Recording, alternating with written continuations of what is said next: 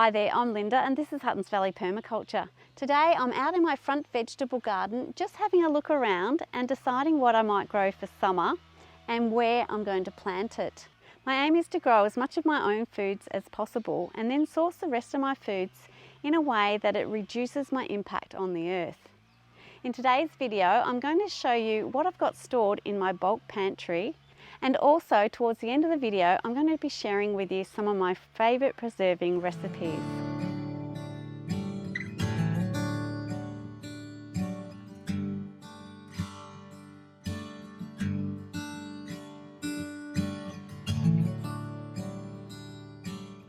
To provide for myself year-round, I need to preserve a lot of the food that I grow. In the future I hope to eat more seasonally, sourcing more foods straight from the garden month to month. But the change will be slow as I improve growing throughout all seasons and also learn to eat a little differently. Down the track I hope to have farm gate sales for my garden excess, and I hope to sell or give away seasonal produce rather than put lots of time and effort into preserving. But I'm still transitioning to this. Down my hallway there's a cupboard and it has fairly stable temperatures throughout the year. So this is where I store all my bulk food. I do also have a number of freezers, but I thought a tour of the pantry would be of interest. With my dietary issues starting about 16 years ago, I've been cooking from scratch for a long time. However, preserving food is fairly new to me and a skill I'm still developing. Why so much food, I'm often asked. To avoid the grocery store, you need quite a bit tucked away, and I'm still learning what I use over a year. Lockdown has impacted on the number of visitors I've had, so I haven't used as much of my stores as anticipated. I seem to have too much of some foods and not enough of others. So I'm also learning to balance out what I'm growing and therefore what I have to preserve. What people don't often appreciate is that with an abundant pantry means you have plenty to share. I can gift a jam or a sauce any time, or I can throw together a basket of goodies to say thanks to a neighbour for fixing my generator or another for helping me with my plumbing. I find that people love receiving homemade organic produce. So enough talking about it, let me show you what's in here. Let's just start at the top shelf. I source some bulk products from a company called Madre. So I've got bulk salts, organic sultanas, organic coconut milk. Because I've got the dairy allergy, I find that by buying that in bulk I can avoid all the cans that come with it, so it's a waste reduction measure. Cocoa butter, I like to make my own dairy-free chocolate, so that's essential. I've got dehydrated zucchini, which I often throw into soups or stews. I make Ruby's dog food as well, so I often use some of that in there. Dehydrated apples, dehydrated citrus, so I usually do lemon and oranges and use it for flavouring various things that I cook. I make my own apple cider vinegar out of apple scraps. I'll often peel the apples to do the dehydrated apples, and then I'll use the scraps for vinegar making. I've got artichokes here, which I've used 3 different recipes for preserving that. I got the recipes out of a great Italian cookbook, so I'll leave the name of that in the description. But there's artichokes in oil, vinegar, and yeah, that's a perfume version. I've got pickled vegetables. Then there's beans in oil, which you can just throw into salads and things like that, or just warm it up for a side. I love my beetroot, so I've got pickled beetroots there. This is vanilla essence, which takes 6 months to make. So you just steep your vanilla beans in some vodka for 6 months, and that's your vanilla essence. I've got to top that up. Onion salts that I've made from dehydrating onions, chives and garlic. Marinated zucchinis, which is again out of that Italian cookbook. So I've got quite a few of that. That's nice on an antipasto platter. That is a chili sauce. These are some jalapeno peppers. Now, I grew them last year and I actually haven't used them, so that might be one that I don't grow again this year. I've got green tomato chutney. Now we get into my tomato selection, which is quite extensive. I grow a lot of tomatoes because I do love tomatoes. The last 2 years I haven't bought any from the store because they're just so horrible. So I'll freeze a lot of tomatoes, but I also preserve a lot like this. Here I've got something called kasundi, which is really a spicy tomato chutney. I usually have more tomato chutney here as well, but we're out of that. So I've got some pasta sauce, which is ready to go with pasta. Okay, so down on this third shelf down, there's more tomato products, which I'll go through. But over in the corner here, I have some marinated olives. I've got red peppers that I've preserved in oil. Just a few simple flavours thrown in. I've got lots of little tomato pastes. I use tomato paste in all sorts of things. This one here, I will have to make lots more of. That's also in my Italian preserving book. It's got chili, all sorts of flavours, and it's just delicious on some toast. This one is what I use as my tomato sauce. It's a ketchup, and it's really delicious.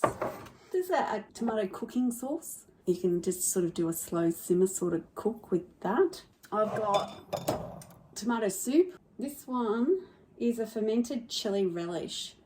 So this one hasn't been canned with heat or pressure, but that's just fermented in oils, and that's a really delicious product as well.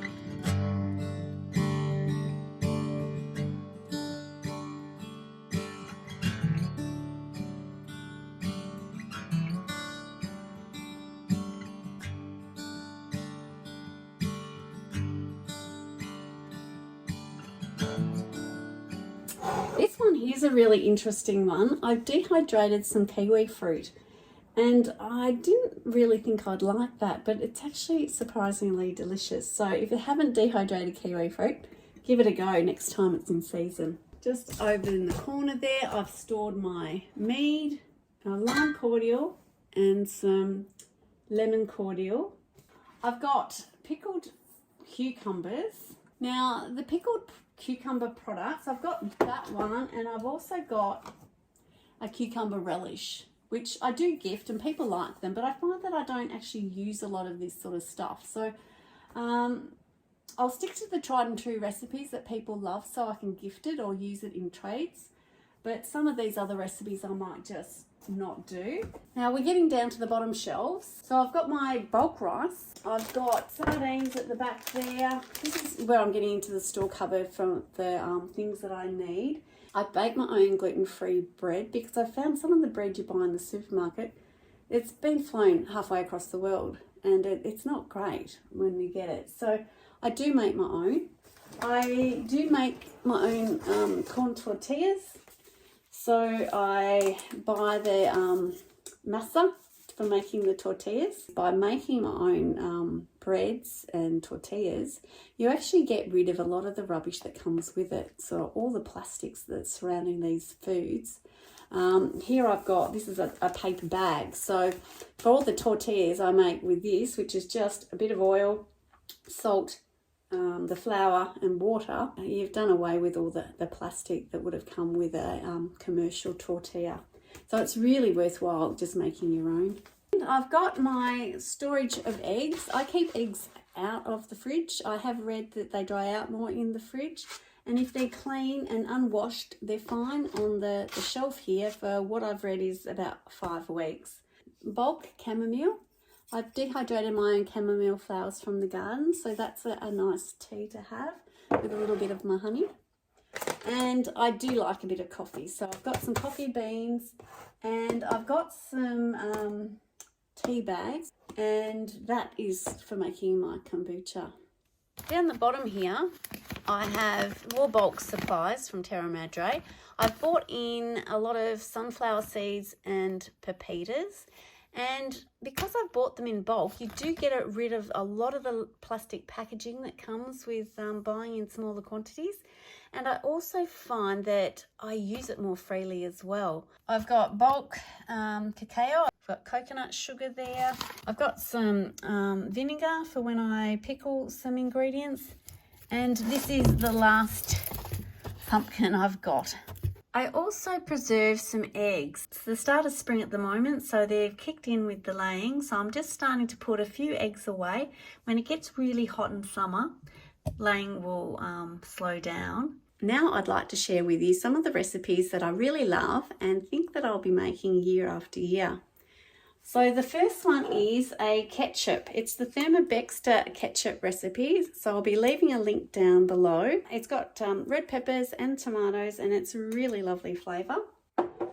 As a snack food, I really enjoy these apple chips. It's made with my honey, lemons and some cinnamon, and I find that they're really delicious to snack on.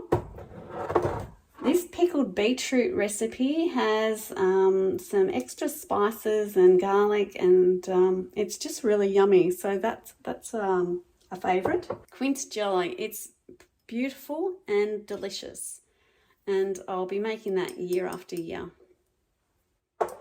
And finally, for one of my favourite things to make with all my produce is this fermented chilli relish. I just love this on my eggs in the morning. It just gives it a real zing, and it also gives you that probiotic hit. So that's really good for your gut health as well. I hope this little tour through my pantry has helped to inspire you to, make a little bit more of your own food. And if you do grow it, it's really worth preserving it and have it in the cupboard. It's really reduced my trips to the grocery store, and I've always just got some food on hand. Thanks again for joining me on this tour of my bulk store pantry. If you liked the video, please give me a thumbs up and consider subscribing if you haven't already. By hitting the notify button, of course, you'll be notified whenever I upload another video. Thanks so much for joining me, and bye for now.